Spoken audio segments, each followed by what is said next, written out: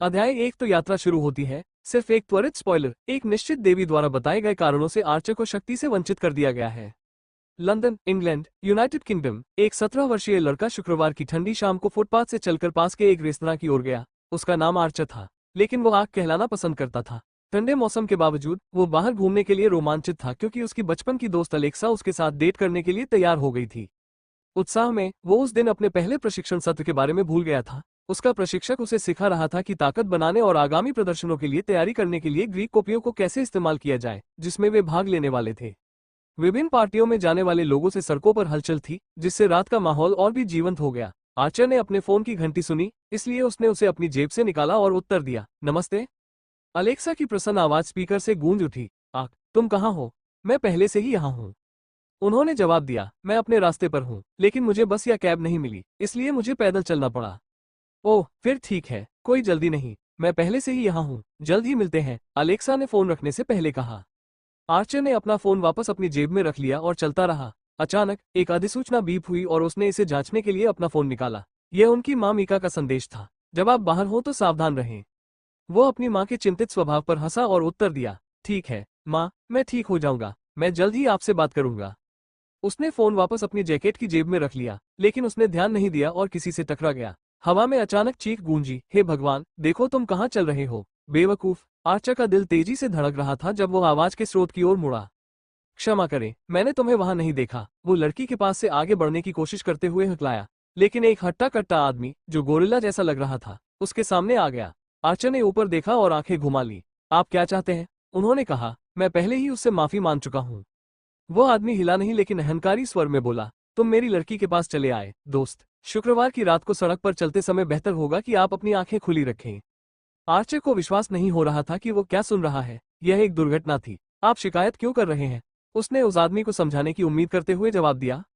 वो व्यक्ति आर्चर की बातों पर क्रोधित हो गया और विरोधी हो गया। अरे बच्चे, सावधान रहो कि तुम किससे इस मुंह से बात करते हो, यह आपको एक दिन परेशानी में डाल सकता है, उस व्यक्ति ने चेतावनी दी। उसने सिर हिलाया, उस आदमी के साथ बहस करने में और अधिक समय बर्बाद नहीं करना चाहता था। निश्चित बात, उसने कहा। दूर जाने और गोरिल्ला आदमी और उसकी महिला गोरिल्ला के चारों ओर जाने की कोशिश की, लेकिन आदमी अपने रास्ते में चला गया। हालांकि आर्चर ने तुरंत उस आदमी को किनारे कर दिया और चलना जारी रखा। लड़के, मैं तुमसे बात कर रहा हूँ, तुम्हें क्या लगता है कि तुम कहाँ जा रहे हो? गोरिल्ला स्पष्ट रूप से क्रोधित होकर चिल्लाया। चिल्लाने की आवाज सुनकर आर्चर पीछे मुड़ा और गोरिल्ला आदमी पक्षी को पलट दिया। हाँ ठीक है, भाड़ में जाओ, आखिरकार दूर जाने से पहले उसने जवाब दिया। 10 मिनट की पैदल दूरी के बाद वो अंततः उस रेस्तरां में पहुंच गया जहां उसे अलेक्सा से मिलना था। वो अंदर गया और कमरे का निरीक्षण किया। उसे पीछे कोने की मेज पर बैठे धैर्यपूर्वक उसका इंतजार करते हुए देखने में देर नहीं लगी। जैसे ही वो पास आया, वो उसकी सुंदरता की प्रशंसा किए बिना नहीं रह सका। उसके बाल शानदार गहरे नीले रंग के थे, हमेशा की तरह छोटे कटे हुए, लेकिन यह उसकी आंखें ही थी जिसने उसका ध्यान खींचा। वे हरे रंग की एक आकर्षक छटा थी जो प्रकाश पड़ने पर रंग बदल लेती थी।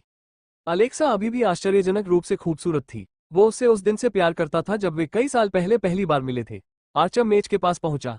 उसने मुस्कुराते हुए उसका स्वागत किया और हाथ हिलाकर कहा, यहाँ आ जाओ, मैं भूख से मर रहा हूँ और ऑर्डर देने के लिए तैयार हूँ। बातचीत करते समय वो बैठ गया और मेनू को देखने लगा। थोड़ी देर बाद वेटर उनका ऑर्डर लेने आया और जल्द ही उनका खाना आ गया। जैसे ही उन्होंने खाना खाया, उन्होंने अपनी बातचीत जारी रखी। आपकी इतिहास की कक्षा कैसी चल रही है? उसने पूछा। ये बहुत अच्छा चल रहा है। हम यूनानियों को बेहतर ढंग से समझने और अपने मनोरंजन में अच्छा प्रदर्शन करने के लिए कोपिस छोटी तलवार की मूल बातें सीख रहे हैं। हालांकि मुझे लगता है कि मेरे शिक्षक को भूमिका निभाने में बहुत आनंद आता है। आर्चर हंसे। अलेक्सा ने जवाब में हंसते हुए कहा, केवल आप ही ऐसी कक्षा में फंसे रहोगे। वो मुस्कुराया और अपना सिर हिलाते हुए जवाब दिया, मैं फंस नहीं रहा हूँ, मुझे इतिहास के बारे में सीखना अच्छा लगता है, और सबसे अच्छी बात यह है कि मैंने छोटी तलवार चलाना भी सीख लिया है। अपना भोजन समाप्त करते समय वे दोनों हंसे और जाने के लिए तैयार होने से पहले इसका भुगतान कर दिया। आर्चर ने देखा कि रेस्तरां शुक्रवार की रात आश्चर्यजनक रूप से शांत था, जब यह आमतौर पर नशे में धुत ग्राहकों और जोड़ों से गुलजार रहता था। जाते जाते उन्होंने वेटर और अन्य स्टाफ को धन्यवाद दिया। जब वे बाहर निकले तो सड़क पर चलने लगे। अलेक्सा ने उनका हाथ पकड़ लिया, इस बात से अनजान कि एक युवक उनका पीछा कर रहा है।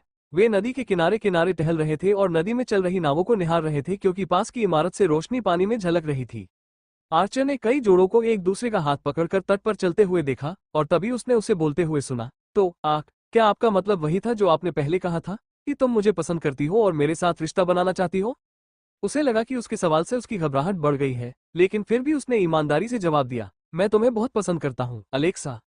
आर्चर आगे बढ़ने से पहले मुस्कुराए। मुझे बहुत खुशी है कि आप मेरे साथ बाहर आने के लिए सहमत हुए।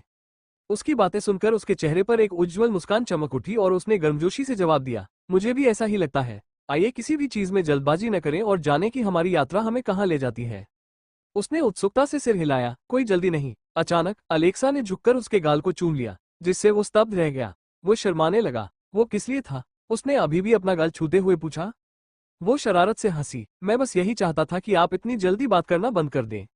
एक बार जब आर्चर को एहसास हुआ कि वो कैसा अभिनय कर रहा है, तो वो जोर से हंसा। ठीक है, बिल्कुल सही, मैं बस उत्साहित था। वे दोनों हंसते रहे और नदी के किनारे चलते रहे। तापमान गिर गया और आर्चर ने अलेक्सा को घर ले जाने का फैसला किया। उन्हें इस बात का जरा भी अंदाजा नहीं था कि कोई अब भी उनका पीछा कर रहा था जिसे वे देखना या सुनना नहीं चाहते थे। वे एक साथ बड़े हुए थे और हमेशा करीब रहे थे, लेकिन इस सर्दियों की रात सब कुछ बदल देगी कि किसी ने उनके उभरते प्यार का तिरस्कार किया और उसे नष्ट करने पर आमादा हो गया। जैसे ही वे हाथ में हाथ डाले चले, उन्हें देखने वाला आदमी करीब आ गया। अचानक आर्चर को एक पूर्वाभास हुआ और वो तेजी से पीछे मुड़ा और देखा कि एक युवक चाकू निकाल रहा है और चेहरे पर पागलपन के भाव के साथ अलेक्सा पर वार करने के लिए तैयार हो रहा है। बिना किसी हिचकिचाहट के उसने उसे नुकसान से दूर धकेल दिया और वह आदमी आगे बढ़ा और उस पर झपटा और चाकू को अपने सीने में गहराई तक घुसा लिया। उसे अपने पूरे सीने में एक तेज दर्द की लहर महसूस हुई। रात उसके मांस को चीरने वाली ब्लेड की ठंडी आवाज से गूंज उठी, जिससे आर्चर की पीड़ा भरी चीख निकल गई। उसकी नजर छुरा घोंपने के लिए जिम्मेदार हमलावर की पहचान करने के लिए उठी। नूह, उसने हौंफते हुए आगे की ओर झुकते हुए कहा कि लड़का उस पर कूद रहा है और लगातार ब्लेड को और गहरा चलाता जा रहा है। जब अलेक्सा ने नूह को उस पर बेतहाशा चाकू से हमला करते हुए देखा तो वह भयभीत होकर चिल्लाने लगी और उसके चेहरे पर बुरी मुस्कान थी और वह चिल्ला रही थी, केवल मेरा, केवल मेरा, केवल मेरा। उसने हमले से लड़ने के लिए संघर्ष किया, लेकिन अलेक्सा हरकत में आ गई। जब उसका नया प्रेमी उसके जुनूनी पीछा करने वाले द्वारा चाकू मारा जा रहा था तो उसने खड़े होकर देखने से इनकार कर दिया। उसने नूह पर हमला किया और उसके चेहरे पर लात मारना शुरू कर दिया, उसके हमले को रोकने की कोशिश की। आर्चर को बचाने के अपने अथक प्रयास में उसने नूह की परेशान करने वाली बड़बड़ाहट सुनी, केवल मेरा, केवल मेरा, केवल मेरा। अपनी सारी ताकत लगाकर उसने नूह को सफलतापूर्वक हरा दिया, लेकिन आर्चर पर प्रभाव तेजी से स्पष्ट हो गया। उसकी दृष्टि धुंधली हो गई और उसका शरीर कमजोर हो गया। रक्त की हानि गंभीर रूप से प्रभावित हुई। अलेक्सा को पता था कि समय खत्म हो रहा है और उसे सख्त उम्मीद थी कि जल्द ही मदद मिलेगी। मेरे साथ रहो, आक, मैं एम्बुलेंस को बुला रहा हूँ, उसने कहा। उसके हाथ कांप रहे थे और उसने अपना फोन निकाला और 999 डायल किया। 1 मिनट के भीतर सायरन की आवाज सुनी जा सकती थी क्योंकि पुलिस की गाड़ियां छोटी सी सड़क पर रुक रही थीं। 2 पुलिस अधिकारी वाहन से बाहर कूद गए। एक उसे हिरासत में लेने के लिए नूह की ओर बढ़ रहा था, जबकि दूसरा उसे बचाने की कोशिश करने के लिए प्राथमिक उपचार देने लगा। ट्रॉय, रेडियो पर आओ और एम्बुलेंस को जल्दी करने को कहो, हम उसे खो रहे हैं, वह हताशा में चिल्लाया। जैसे ही पुलिस ने रक्तस्राव को रोकने के लिए काम किया, एम्बुलेंस आने तक अलेक्सा को एक तरफ धकेल दिया गया। 2 पैरामेडिक्स बाहर कूदे और तुरंत उसे स्ट्रेचर पर लिटाकर एम्बुलेंस में ले गए। अधिकारी अलेक्सा को अस्पताल ले गए, जहां उन्होंने उसके रिश्तेदार का विवरण मांगा। उसने उसकी मां का नंबर दिया और उन्होंने उसे फोन करके बताया कि क्या हुआ था। हवा अपने बच्चे के आस्म नुकसान का सामना कर रही एक महिला की दर्द भरी चीखों से भर गई थी। आर्चर के पिता ने फोन उठाया और कहा कि वे बिना देर किए अस्पताल जाएंगे। जैसे ही अन्य अधिकारियों ने नूह को सुरक्षित किया, एम्बुलेंस का पीछा करते हुए कार चली गई।